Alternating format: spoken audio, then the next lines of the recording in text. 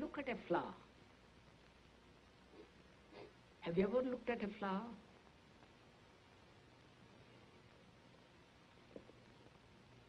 Or you have looked at it, given it a name, passed it by. Or you say, how beautiful, let me smell it.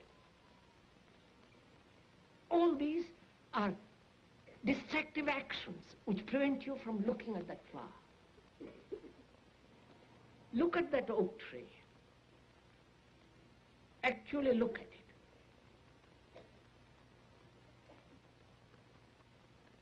You are the observer, and the oak is the observed. There is a space between you and the thing which is the tree. In that interval of space is time. Right? The time that has to be covered to see that object. In that interval of space, there are all kinds of ideas which actually prevents me from seeing the fact of the tree. When you no longer name, no longer thought functioning as knowledge about that tree, then is there a space between you and the tree?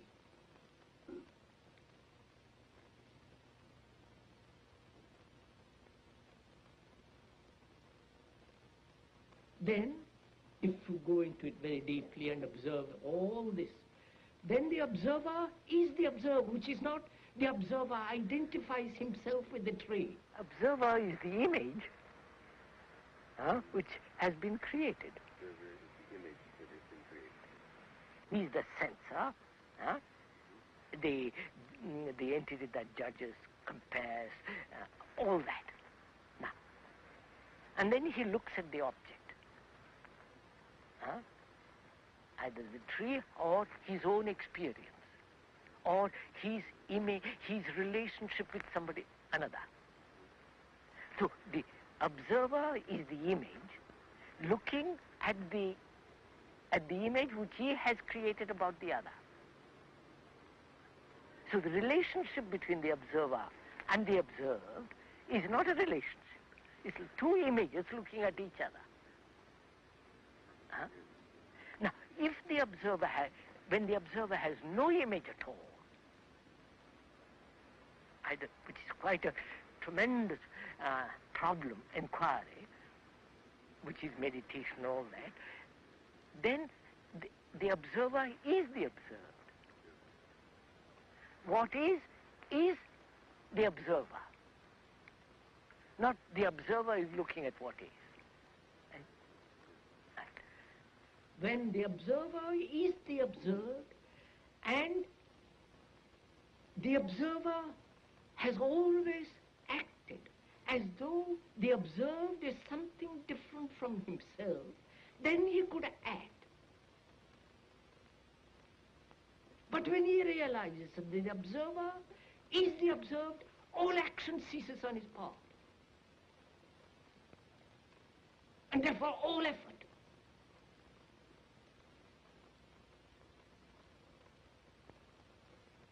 And therefore there is no fear at all. This requires a great deal of inward inquiry, inward observation, step by step without coming to any conclusion. Why do you choose? What is the necessity of choice? If you see something very clearly, as we just now saw what freedom implied, and when the mind is only free that it can see the total, when you see that clearly, there is no choice.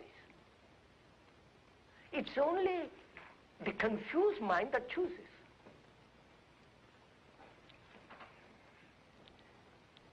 Awareness takes place only when there is no choice, or when you are aware of all the conflicting choices, conflicting desires, the strains, just to observe all this movement of contradiction.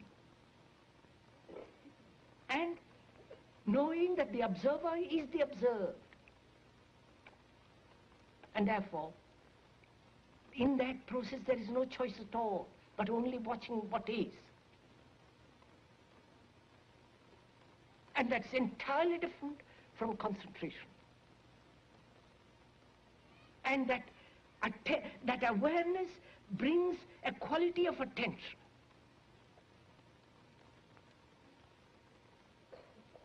In which there is neither the observer nor the observed. When you really attend, completely attend. Like when you're now, if you're really listening, there is neither the listener nor the speaker. And that state of attention brings about an extraordinary freshness, youth, not youth. In America they use that word terribly. The extraordinary sense of freshness, quality of newness to the mind.